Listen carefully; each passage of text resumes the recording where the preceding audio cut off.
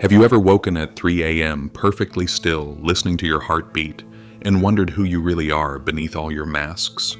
Not your name, not your job, not your relationships. You, the real you that watches from behind your eyes. The world tells you success means more followers, more money, more praise. So you chase and chase. But at night, in those rare moments of silence, something feels off, empty, false.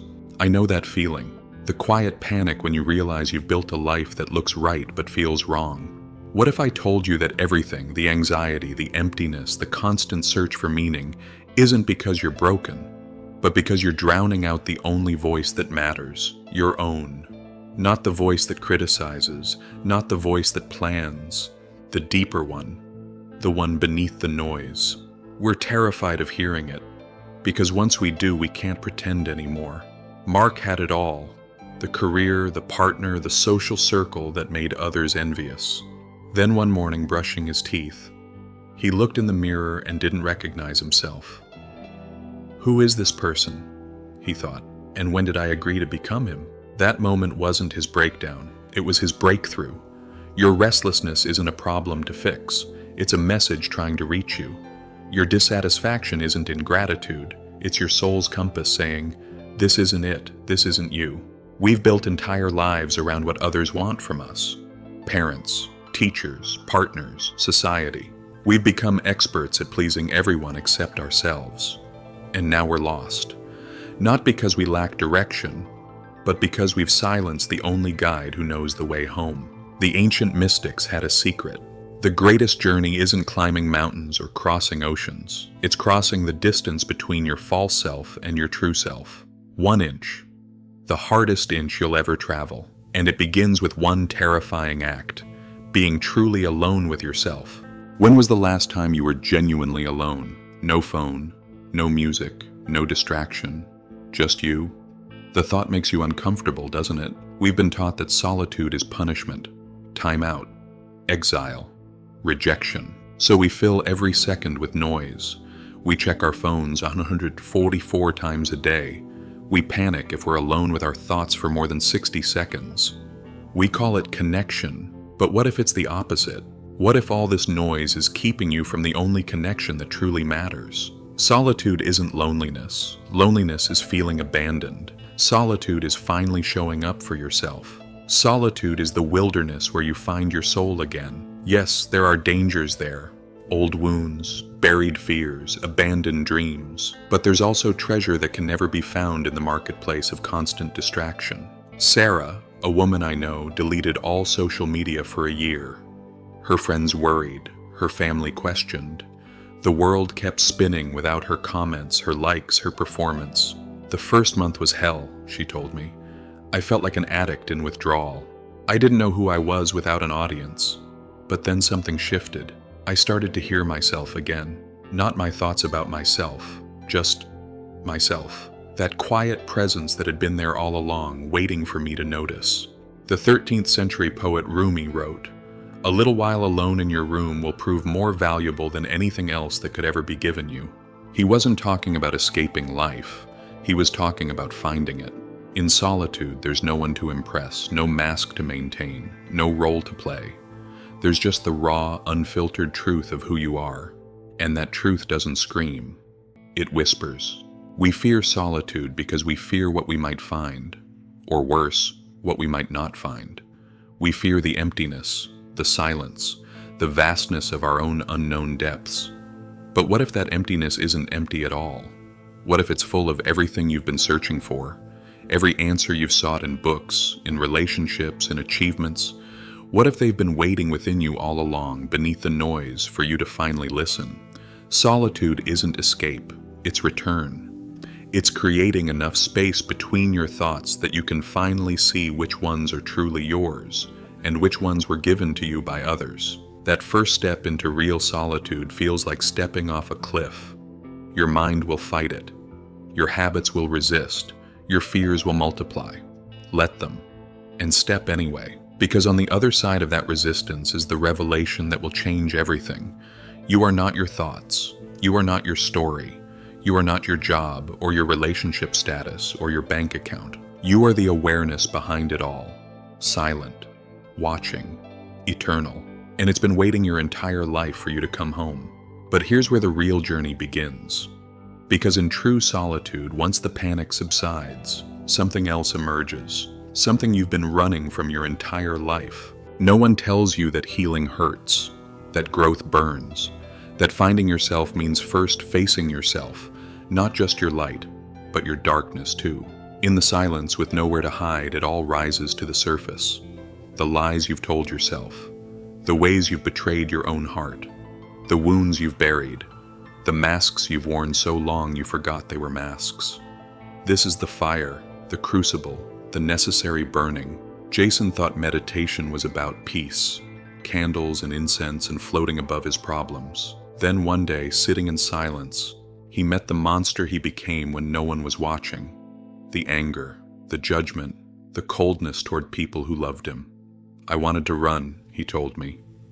I'd spent my whole life running, building a new personality, moving to a new city, finding a new relationship, anything to escape meeting myself.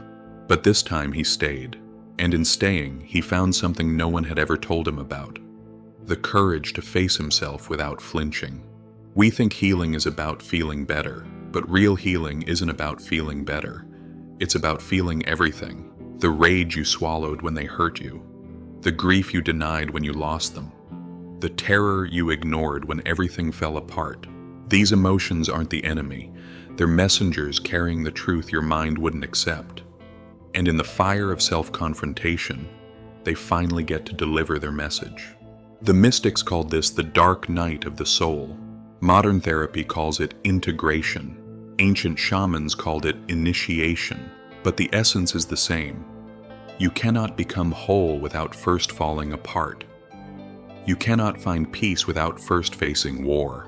You cannot become real without first admitting how fake you've been, even to yourself, especially to yourself. In the silence, you finally hear the question that changes everything. Who would you be if you stopped running? Not who they want you to be. Not who you think you should be. Who you actually are beneath all the armor and performance and fear.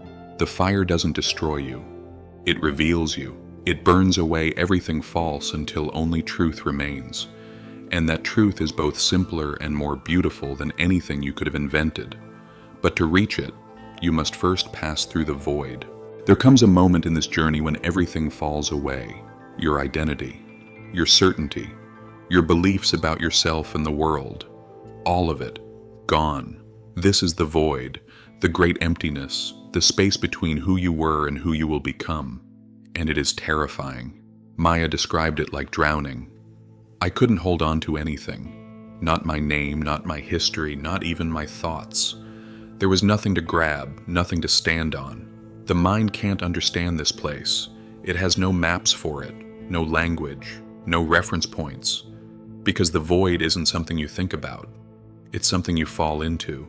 Neuroscientists call it ego dissolution, when the brain networks that maintain your sense of self temporarily shut down. Mystics call it divine darkness, when all concepts of God and self dissolve into direct experience. But you might know it from more ordinary moments. The second after receiving news that changes everything. The month after a relationship ends. The year after losing someone irreplaceable. Time keeps moving, but you don't. You're suspended, unmade, waiting to be reborn. Our culture has no place for this sacred unraveling. It wants you productive, defined, moving forward. It has no patience for the cocoon, only the caterpillar and butterfly. But the void is not failure. It is not depression. It is not something to fix or escape. It is transformation. It is the moment between breaths when everything is possible and nothing is guaranteed. In the void, you finally see the truth. You are not who you thought you were. The name on your driver's license, the roles you play, the story you tell about your life, none of that is you. It never was. Those are costumes worn by the real you. The unchanging awareness that watches it all unfold. And in the great unraveling, as those costumes fall away, something extraordinary happens. You begin to feel what's been there all along. Not happiness, not even peace. Presence, Raw, unfiltered, immediate presence. The void isn't empty, it's full. Not of things or thoughts or identities, but of life itself. And slowly, gently, something new begins to emerge from this emptiness. Not who you were, not who you planned to be, something more real than either. There's no dramatic moment when the darkness lifts. No sudden enlightenment, no angels singing or skies parting. Just a quiet noticing, the weight of your breath in your chest, the warmth of sunlight on your skin, the taste of water, the sound of leaves rustling, small things, ordinary things. But somehow they're not ordinary anymore. They're miraculous. Elena described it this way. I wasn't healed. I wasn't transformed. I was just here, really here, maybe for the first time. After months in the void, she found herself sitting on her porch, watching rain fall. Nothing special, except suddenly it was. I wasn't thinking about the rain, she said. I wasn't even experiencing the rain.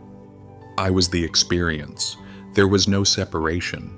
This is presence, not as concept, but as lived reality, not something you achieve or create or practice, something you remember. The mind wants to make this complicated. It wants techniques and stages and measurements.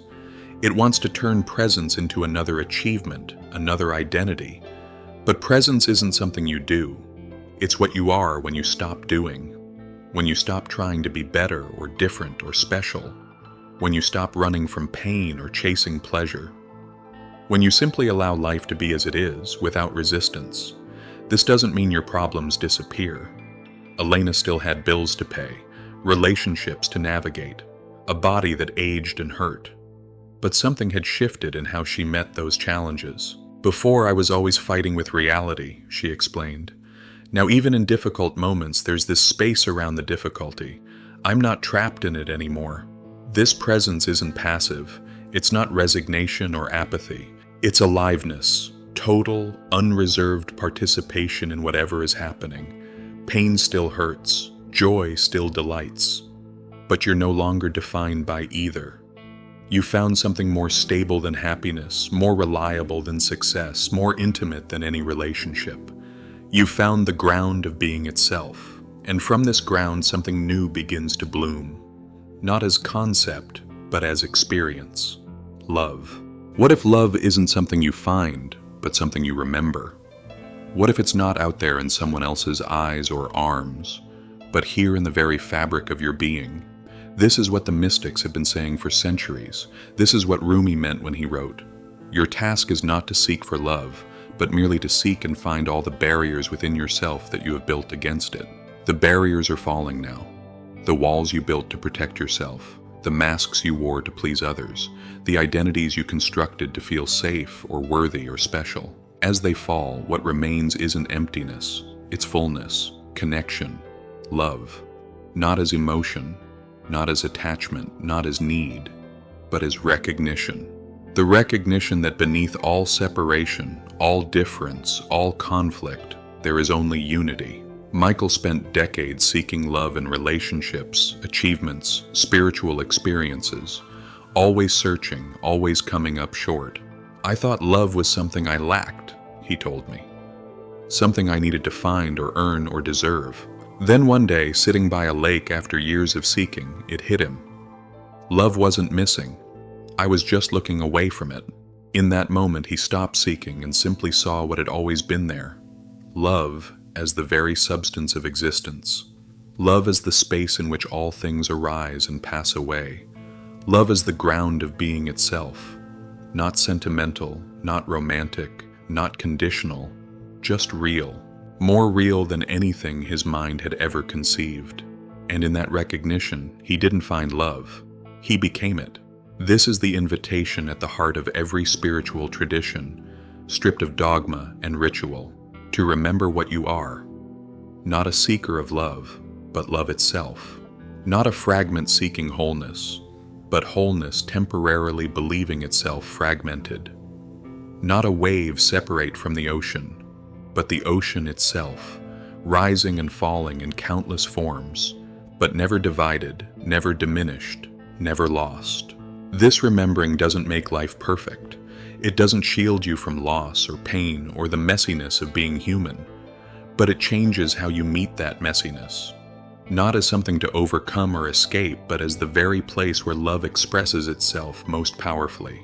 In your vulnerability, in your uncertainty, in your willingness to remain open even when it hurts. The journey that began in solitude, that led through fire and void, that awakened presence, now culminates in this. The recognition that you were never separate from what you sought, that the voice inside you wasn't just your voice, it was the voice of life itself, calling you home, not to some distant heaven or future enlightenment, but to here, now, this breath, this moment, this ordinary, extraordinary miracle of being alive. The ancient traditions had different names for this: salvation, enlightenment, liberation, but all pointed to the same simple truth. You were never broken. You were never lost. You were just dreaming you were separate, and now you're waking up. This awakening isn't the end of your journey.